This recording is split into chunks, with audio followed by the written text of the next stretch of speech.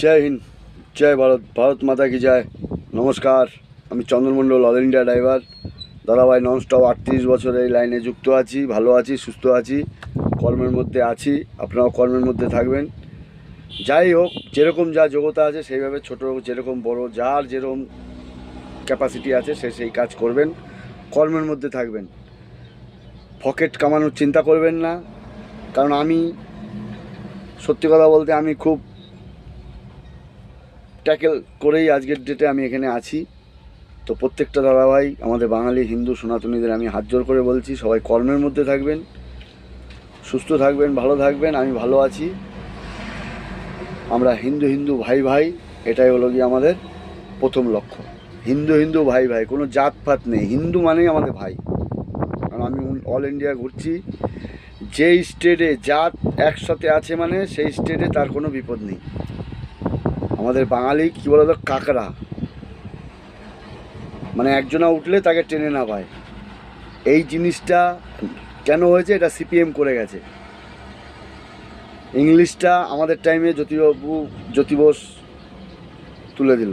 বাবু ওনাকে বলা উচিত না, যে আমাদের ধর্ম মানে না তাকে বাবু আমাদের মুখ দিয়ে বলাটা উচিত না। তো যাই হোক, 15 বছর এই মমতা ব্যানার্জি পুরো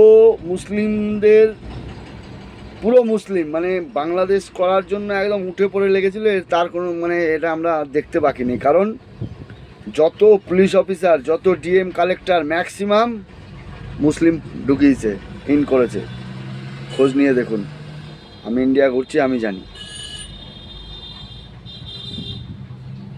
তো প্রত্যেকটা হিন্দু সনাতনী ভাইকে বলবো, ভাই হিন্দু হিন্দু ভাই ভাই, জাত দেখিয়ে ঘমন দেখিয়ে, আপনার টাকা আছে, আপনার আছে, আমার নেই, কী আছে? আমি কর্ম করে খেলে আমার খাবারের অভাব নেই। ইন্ডিয়ায় একটা জিনিস আছে, যার হাত পা নড়বে তার ভাতের অভাব নেই। মারামারি ধরাধরি, সত্যিই তাই, মারামারি ধরাধরিটাই সলিউশন না। যে ক্ষমা করতে জানে সেই হচ্ছে। কিন্তু এই না যে আমরা ভাই ভাই হিন্দু হিন্দু আমরা ক্ষমা করব, কিন্তু অন্য কোনো এই জাতি এসে চোখ দেখাবে, বড় বড় লম্বা লম্বা কথা বলবে, অত্যাচার করবে, সেটা মানা যাবে না। তখন একটা হয়ে এদের জবাব দিতে হবে। যেটা 1946 সালে আমরা সবাই মোটামুটি মাইন্ড মেকআপ ছিলাম যে আমাদের 1946 সালের অ্যাকশান আমাদের একটা হবে 2026-এ। তো সেখানে দাঁড়িয়ে আমাদের প্রত্যেকটা সনাতনী হিন্দু দাদা ভাইয়েরা মিলেমিশে আমরা যে হিন্দু হিন্দু ভাই ভাই হতে পেরেছি, সেই ভোট দিয়ে আমরা সেই জায়গায় আমাদের যেতে হয়নি। নাহলে প্রচুর মারা যেত, মরতো, হয়তো এখানে আমাদের সেলাই থাকতো, হাত থাকতো না, পা থাকতো না, বেঁচে থাকতাম।